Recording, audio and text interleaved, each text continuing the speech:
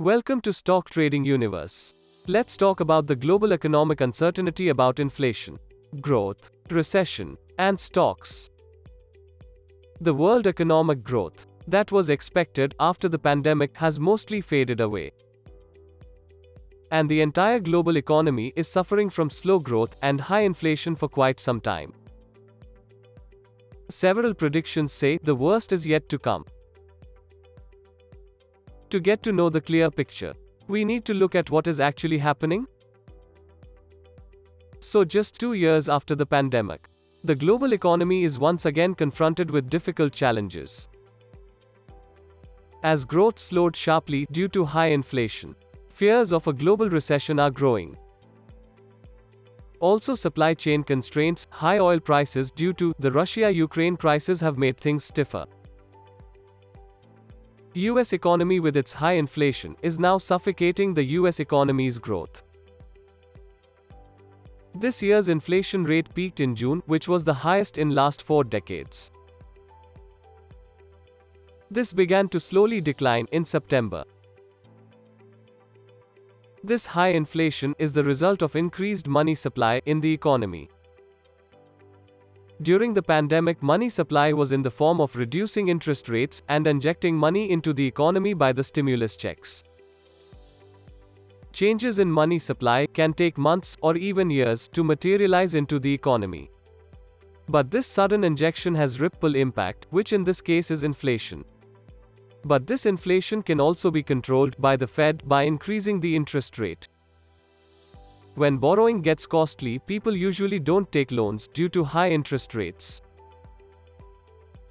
Therefore, money supply and the economy shrink helps to curb the inflation. That is what the Fed and many other countries are doing now. But there is a downside of rising interest rates. It starts the chain reaction of bad things in the economy. As the interest rates go up, the cost of borrowing also goes up. And it gets difficult to take loans and pay back at a higher interest rate for many corporations as well as for governments. And at the same time, the demand in the economy could also go down. So the corporations could lose their income and the government could lose the tax income. This starts the other recession or stagflation.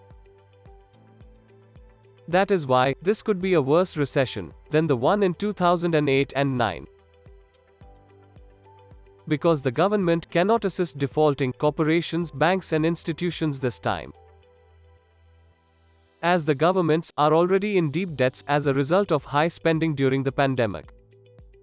So, rising interest rates are not just a problem in front of the US economy, but it is also causing problems all over the world.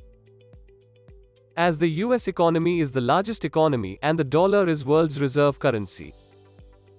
If the US raises interest rates, the dollar strengthens, while all other currencies weaken.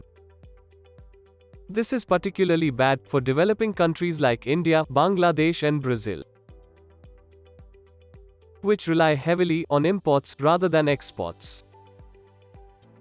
Other smaller countries with limited foreign reserves often go bankrupt. In fact, a few countries have already begun to feel the effects of the stronger dollar. To make things worse, there is the crude oil crisis. As you know, Russia is the second largest producer of crude oil. And due to Western sanctions, they are not selling crude oil to the open market. And this is causing a rise in crude oil prices. This is also causing inflation around the world because many countries rely on oil for economic activity. And rise in oil prices means higher transportation costs, which automatically raises the price of every product. Europe, the largest importer of Russian crude oil, is particularly hit hard as it struggles to maintain economic growth. As a result of high oil prices, experts believe Europe is already in recession. But wait, everything is not going down.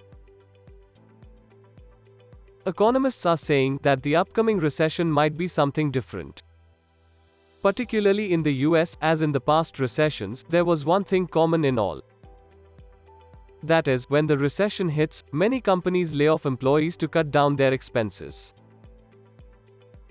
As unemployment increases, people start to save more, which reduces the demand and creates a chain reaction in the economy. But in this recession, things are different. People are not losing jobs, but they are getting one.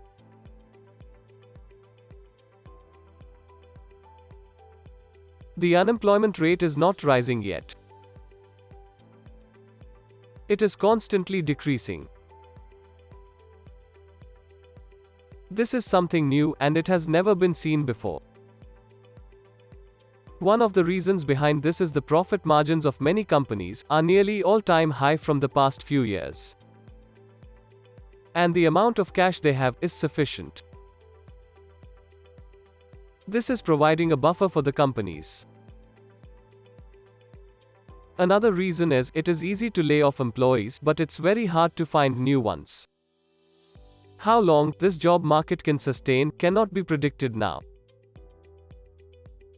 But if the economies went under prolonged recession, then we might see mass layoffs from companies. All the figures indicate slowdown in global economic growth, but no one is talking about China. Despite China being a major contributor in global economic growth for several decades, China has been experiencing several events. First is the zero-COVID policy, which forces them to close entire cities. Then there was a coal shortage, which caused power outages affecting the manufacturing and disrupting supply chains. The real estate crisis that is causing problems for Chinese banks and the government. And then there are rumors of a political crisis in the country. These issues are slowing the country's GDP growth, and it is causing issues for many multinational corporations. It is forcing them to relocate their manufacturing units, which may result in temporary price increases for many goods in the coming years. Economic indicators, major financial institutions such as IMF and the World Bank is warning us about a possible upcoming recession. And if nothing changes, and if inflation does not fall, the world may face one of the most difficult recessions it has ever seen. Please like, share and subscribe for regular videos. Thank you.